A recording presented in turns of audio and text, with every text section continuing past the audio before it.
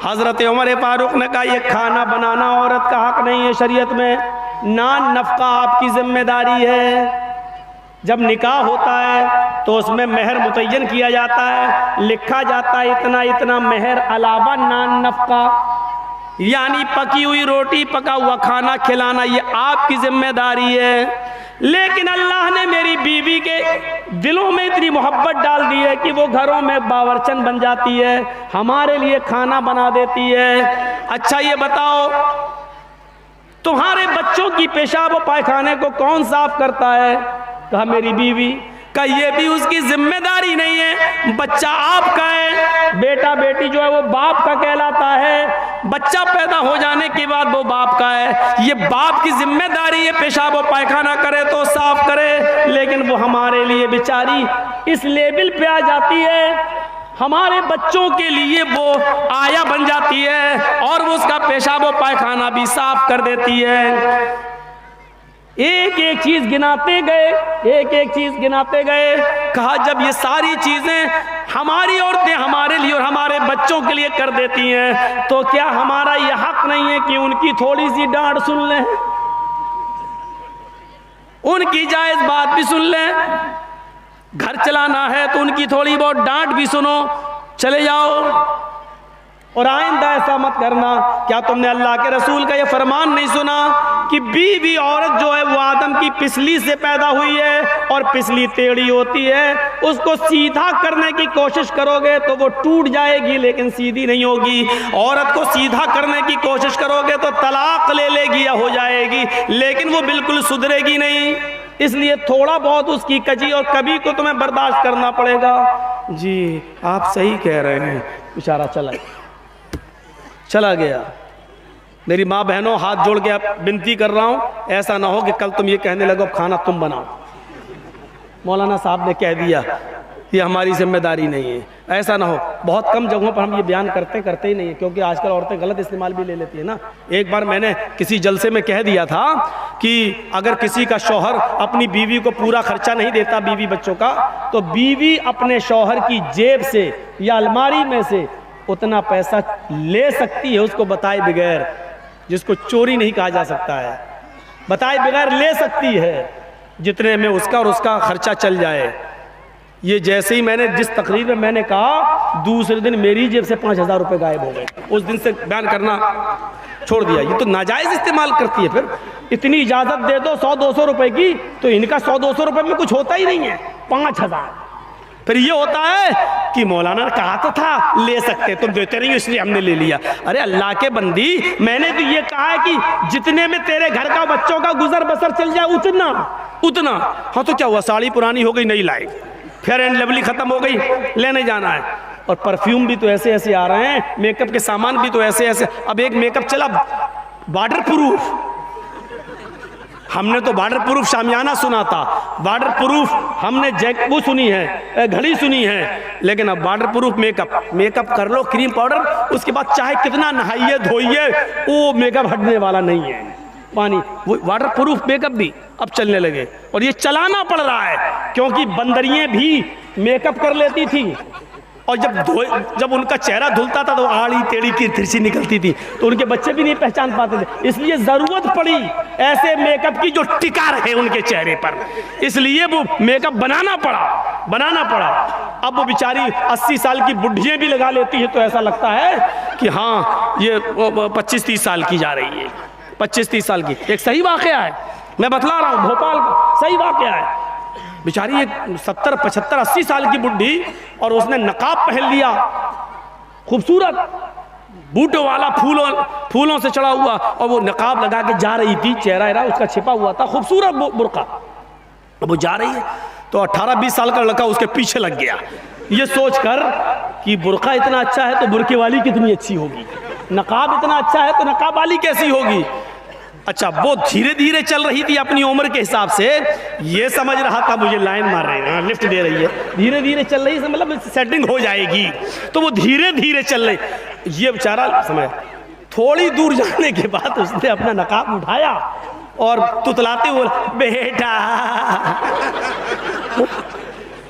तू मेरा पीछा क्यों कर रहा है, मैं तो तेरी अम्मा की उम्र की हूँ।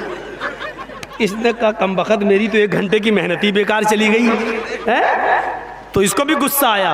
इसने गुस्से में कहा अरे अम्मा हम अपने लिए नहीं अपने अब्बा के लिए ढूंढ रहे हैं, क्या करें 1 घंटा इसका बेकार हो गया। ये सही वाकया मैं आपको बतला रहा हूँ। और जिस लड़के ने ऐसा किया वो हमारा हमें आके बता रहा था कि भाई मौलाना तो दोस्ती हो गई है, बताना पड़ रहा, बता दिया, लेकिन जलसे में बयान मत करना। मैंने कहा जलसे में तो बयान करूंगा लेकिन तेरा नाम नहीं बताऊंगा। बड़ा अब ये हाल हो रहा है, ये हाल। तो बुरके ऐसे, कपड़े ऐसे और जलसे भी उससे महफूज नहीं। और इबादत की रूह को पहचानने की कोशिश कीजिए।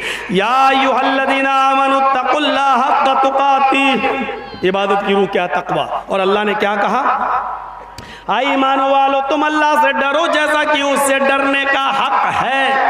आई ईमान वालो तुम अल्लाह से डरो जैसा कि उससे डरने का हक है। एक और चीज है, अल्लाह से डरने का हक कैसा है?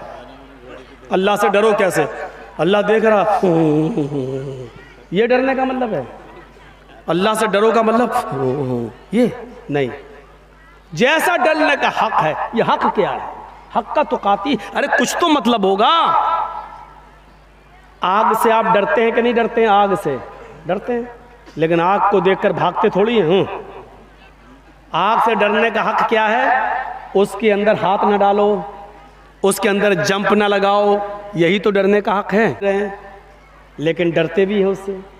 और उससे डरने का हक क्या है? उसको आप इस्तेमाल न करें, खाएं नहीं, ये उससे डरने का हक है। और शेर सामने आ गया तो आप भाग रहे हैं, क्यों? ये उससे डरने का हक है, क्योंकि नहीं भागेंगे तो फाड़ देगा। जल्दी से पेड़ पे चढ़ गए, उससे डरने का हक यही है। सांप को देख रहे हैं, उससे भी डर है, जहरीला सांप है, लेकिन उससे डरने का हक क्या है? उसके मुंह में आप उंगली न दें, उसके करीब न जाए वरना डस लेगा और काट लेगा, ये उससे डरने का हक है।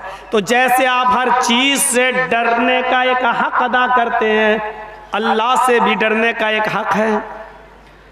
और अल्लाह से डरने का मतलब यह है कि अल्लाह ने जिन कामों के करने का हुक्म दिया उन कामों को करा जाए, और जिन कामों के करने पर उसने अज़ाब जहन्नम बताया है, जहन्नम का अज़ाब बताया है, उन कामों से बचा जाए। यह है अल्लाह से डरने का मतलब। मसलन अल्लाह तबारक व तआला ने सूद और ब्याज खाने को हराम करार दिया है, तो उससे बचा जाए।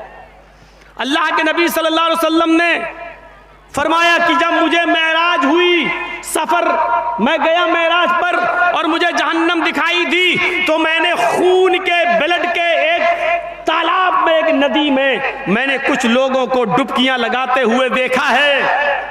बदबूदार खून पी रहे हैं और उसी में तैर रहे हैं। वो निकलना चाहते हैं, फरिश्ता एक पत्थर मारता, जब वो किनारे पे आते वो फिर बीचों बीच में पहुंच जाते और उसी बदबूदार खून वो पी रहे हैं, खा रहे हैं और उसी में है। मैंने पूछा मनहा ओला या जिब्रील, आए जिब्रील ये कौन लोग हैं? अल्लाह के नबी फरमाते हैं, जिब्रील ने बताया कि अल्लाह के नबी ये दुनिया में गरीबों का खून चूसा करते थे, ये दुनिया में मजबूरों का खून चूसा करते थे। 100 रुपए देते थे और 120 वसूल करते थे, 1000 देते थे 1200 वसूल करते थे, 1 लाख देते थे 1,20,000 रुपए वसूल करते थे। ये वो लोग हैं जिन्होंने गरीबों का खून चूसा है, मजबूरों का खून चूसा है। आज सूद खाने वाले हैं, आज इन लोगों को खून, बदबूदार खून के तालाब में गोता लगवाया जा रहा है, इसी खून के तालाब के अंदर इनको डाल दिया गया है। फिर अल्लाह के नबी सल्लल्लाहु अलैहि वसल्लम फरमाते हैं, सूद और ब्याज खाने वाले के 36 दर्जे हैं, 36 दर्जे हैं। एक हदीस में 70 दर्जों का जिक्र भी आता है, लेकिन 70 दर्जे वाली रिवायत 36 दर्जे वाली रिवायत से कम दर्जे की है, वो हसन है और ये सही है। 36 दर्जे हैं, 36 दर्जे यानी सूद और ब्याज खाने वाले, सूद के 36 दर्जे हैं। पूछा गया अल्लाह के रसूल हल्का दर्जा क्या है? अल्लाह के नबी ने फरमाया इन 36 दर्जों में सबसे हल्का दर्जा सूद का यह है कि कोई शख्स अपनी सगी माँ के साथ, अपनी हकीकी माँ के साथ जिना करता है, अपनी अपनी माँ के साथ जिना करता है, उसको जो गुनाह मिलेगा, उसको जो सजा मिलेगी, वो सूद और ब्याज खाने वाले की सबसे हल्की सजा होगी। इसके अलावा 35 सजाएं इससे ज्यादा, इससे बढ़कर होंगी। एक हदीस में यूं आता है कि 36 मर्तबा अपनी माँ के साथ जिना करो, 36 मर्तबा जिना करने के बाद जो सजा मिलेगी वो सूद और ब्याज के खाने वाले की सबसे हल्की सजा होगी। जिना तो वैसे ही हराम है, और फिर अपनी माँ के साथ जिना, उसकी कबाहत और उसकी बुराई का अंदाजा तो आप लगा नहीं सकते। जिना तो वैसे ही गलत है, हराम है, शिर्क के बाद सबसे बड़ा गुनाह जिना। बाज़ रिवायतों में शिर्क के बाद सबसे बड़ा गुनाह कत्ल, और कत्ल के बाद जिना। जिना तो वैसे ही सबसे बड़े गुनाहों में गुनाह माना जाता है, और फिर अपनी माँ के साथ जिना, ये और अपने अंदर एक बुराई रखता है। और फिर वो भी एक बार नहीं, 36 मर्तबा अपनी माँ के साथ कोई जिना करे, सूद और ब्याज खाने वाले का ये हल्का अज़ाब होगा। कितने लोगों के बैंक बैलेंस है? सभी के। कितने लोगों की LIC चल रही है? मौलाना पूछो मत। FD फिक्स डिपॉजिट, 10 साल के बाद बच्ची पैदा हुई है, हाँ ठीक है, 5 लाख रुपए इसके नाम कर दिया है, जब मेरी बेटी 20 साल की होगी 20 लाख हो जाएगा, शादी कर देंगे, शादी कर देंगे। फिक्स डिपॉजिट, सूद और ब्याज। तो अब तकवे का मतलब क्या है? अल्लाह से डरने का। अल्लाह ने जब इसको हराम करार दिया, नबी ने हराम करार दिया, तो इससे हम बच जाएं। जो चीजें बताई गई हैं, इमाम कायनात ने क्या कर रहे हैं? अब क्यों लगा रहे हैं इसको? यहाँ ये वाला माइक लगाएंगे? हाँ तो लाओ लाओ लाओ, लाओ जल्दी लाओ। तो पूरा गला ही चूस लिया, तो अब ला रहे हैं, मरने के बाद ही। माइक की सेटिंग सही नहीं है, टाइट टाइट टाइट कर। किधर ले?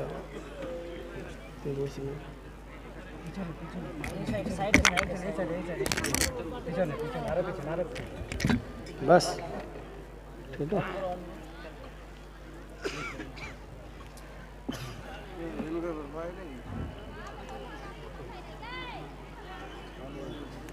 कोरोना के ऊपर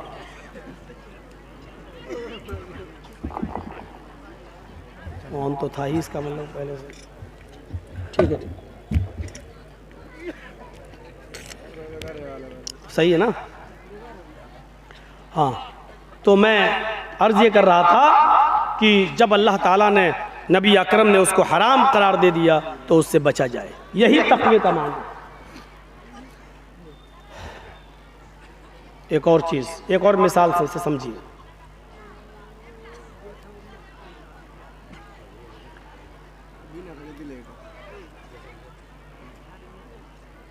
हज़रत उबई इब्न काब रज़ी अल्लाह ताला अन्हु से हज़रत उमर फारूक ने पूछा कि आए उबई, तक़वा किसे कहते हैं? सुनिए, तक़वा क्या है? बार बार आया अल्लाह से डरो, अल्लाह से डरो, अल्लाह से डरो। ये डर क्या है? इस मिसाल को समझ लीजिए, पूरा तक़वा समझ में आ जाएगा, पूरी तकरीर समझ में आ जाएगी। हज़रत उबई ने हज़रत उमर से कहा, आए उमर, तक़वा नहीं जानते हो किसे कहते हैं? कि नहीं, मुझे समझाइए तक़वा किसे कहते हैं। कहा, उमर, कभी जंगल में गए हो? हाँ। जंगल में कांटे ही कांटे बिछे हुए हों और आपके पैर में चप्पल ना हो और जाना भी जरूरी हो, गुजरना भी जरूरी हो, तो आप क्या करेंगे? अब जो भी उठेगा मोबाइल वाला, उसका मोबाइल हम छीन के यहां रख देंगे। आप लोग सेट ही नहीं कर पा रहे हैं।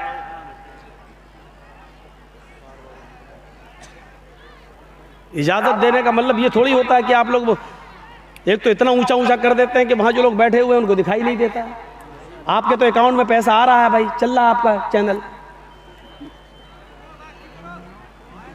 बोल तो दिया यार, आप ही की तो तरफदारी कर रहा हूं, आपका बोलना जरूरी है क्या? हर आदमी अजीब सा यार।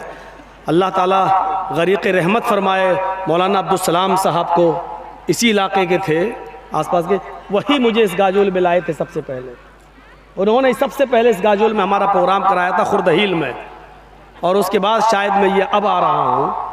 अल्लाह रब्बुल आलमीन उनको उनकी मग़फ़िरत फरमाए और उनको जन्नतुल फिरदौस में आला मकाम अता फरमाए, गरीक़ रहमत फरमाए।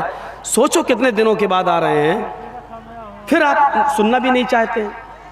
सुनिए, तो मैं अर्ज़ ये कर रहा था कि तक़वा, जंगल में गए हो, कहाँ कांटे ही कांटे हो, जाना भी ज़रूरी हो और चप्पल भी ना हो, क्या करोगे? तो हज़रत उमर फ़ारूक ने फरमाया कि मैं उन कांटों से बच बच कर चलूँगा, झाड़ियों को चीरते हुए, कांटोदार झाड़ियों को हटाते हुए कांटों से बच बच कर चलूँगा। कोशिश करूँगा कि कोई कांटा मेरे पैर में चुभ न जाए। हज़रत उबय इब्न काब ने कहा, जब कांटे ही कांटे बिछे हुए हैं तो चाहे जितना कांटों से बचो, बहुत ज़्यादा बचने के बावजूद एक दो चार कांटे तो पैर में चुभ ही जाएंगे। भाई जब कांटे ही कांटे हैं तो बहुत बचने के बाद भी तो कुछ तो कांटे लग ही जाएंगे, तुम्हारे पैर में चुभेंगे। फरमाया अगर ऐसा हो गया, पैर में 2-4 कांटे चुभ गए और ब्लड खून निकल आया, तो मैं उसकी मरहम पट्टी कर लूँगा, उसका मैं इलाज कर लूँगा, उसमें हम मरहम वगैरह लगा लेंगे। तो उबय इब्न काब ने कहा, उमर यही तो तकवा है जो आपने मुझे बता दिया है, यही तो तकवा है जो आपने मुझे बता दिया है। कहा मैं समझा नहीं। कहा जिस तरह कांटे ही कांटे जंगल में बिछे हैं और जाना जरूरी है तो कांटों से बच बच के गुजर जाते हो, इसी तरीके से इस दुनिया में कदम कदम पर गुनाहों का जाल बिछा हुआ है। हर एक कदम पर गुनाह की अड्डियां मिलेंगी, हर एक कदम पर गुनाह के अड्डे मिलेंगे।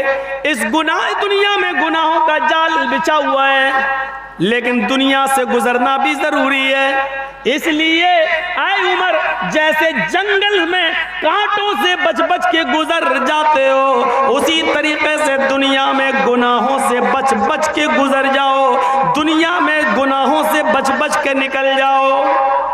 जंगल में कांटों से बचने के बावजूद 2-4 कांटे लग जाएंगे तो उसकी तुम मरहम पट्टी कर लोगे। ऐसे ही दुनिया में गुनाहों से बचने के बावजूद 2-4 खताएं और गुनाह हो ही जाएंगे। इंसान होने के नाते तो उसकी मरहम पट्टी कर लिया करो। अद्दुआ वल इस्तिग़फ़ार, अल्लाह के सामने गिड़गिड़ा लिया करो और मग़फ़िरत की दुआ कर लिया करो। अल्लाह से अपने गुनाहों की तौबा और इस्तिग़फ़ार कर लिया करो, यही उसका इलाज है। ये तकवा की तारीफ बताई, ये तकवा की। ट्रेन में चल रहे हो, आपकी सीट लोअर है, नीचे वाली मिडिल बर्थ पर एक और आदमी लेटा हुआ है और उसकी ऊपर सबसे अपर बर्थ पर एक और आदमी लेटा हुआ है। रात के 2 बजे आपको पेशाब लगता है, आप लोअर बर्थ से उठते हैं, इस्तिंजा करने, पेशाब करने टॉयलेट में जाते हैं। ट्रेन अपनी 80-100 की स्पीड पे चल रही है, पेशाब करके टॉयलेट से जब आप अपनी बर्थ पर आते हैं, लोअर बर्थ पर लेटना चाहते हैं, आपकी नजर मिडिल बर्थ पर लेटे हुए आदमी पर पड़ती है। मिडिल बर्थ पर आदमी लेटा है और उसकी जेब में 2-2 हज़ार रुपए के नोट की एक गड्डी है जो गाड़ी के हिलने से बाहर आ रही है। आपने कहा ये तो बड़ा अच्छा मौका है, ये सो रहा है, पूरे ट्रेन की लाइट ऑफ है, गाड़ी चली रही है, सब सो रहे हैं, बस हाथ बढ़ाना और निकालना है और लेकिन आपने हाथ बढ़ाने से पहले एक बार और देख लिया, सब सो रहे हैं कि नहीं, कोई देख तो नहीं रहा है। आप बिल्कुल मुतमईन हो गए, सब सो रहे हैं, किसी की नजर नहीं पड़ रही है। अब आपने हाथ बढ़ा दिया डरते हुए, जल्दी निकालो। और जैसे ही नोट की गड्डी खींची, निकाल रहे हैं ऐसे, लेकिन डर की वजह से फिर देख रहे हैं। अचानक मिडिल के ऊपर भी नजर डाल दी, ऊपर भी तो सीट है, वो तो नहीं देख रहा। जैसे ही नोट की गड्डी आधी जेब से निकली है, आधी जेबी में पॉकेटी में है, आप निकालने वाले, आपकी नजर ऊपर बर्थ पर लेटे हुए आदमी पर पड़ी। क्या देखते हैं? वो आपकी हरकत को देख रहा है। अब आप क्या करेंगे? अंदर रख देंगे। साहब ये बाहर आ रही थी, मैं तो अंदर कर रहा। नहीं हिम्मत होगी चोरी करने की। या दूसरा रास्ता, किसी से कहना नहीं, निस्फुल ली व निस्फुल लकुम, आधा आधा, आधा तेरा आधा मेरा। लेकिन जरूरी नहीं, हो सकता है वो आदमी ईमानदार हो, ले ही ले। तीसरा रास्ता ये है कि हम तुझे 1 रुपया नहीं देंगे और अंदर भी नहीं रखेंगे, भागें और चलती हुई ट्रेन से कूदें। ये आप खतरा मोल ले नहीं सकते, अपनी जान को खतरे में डालकर भाग नहीं सकते। बेहतर यही समझेंगे कि अंदर ही रख दी जाए और उसको मनाया जाए, भाई ये बाहर आ रही थी, मैं तो अंदर कर रहा था। एक मामूली आदमी जब आपकी चोरी की हरकत को देख लेता है तो आप चोरी करने का इरादा तर्क कर देते हैं।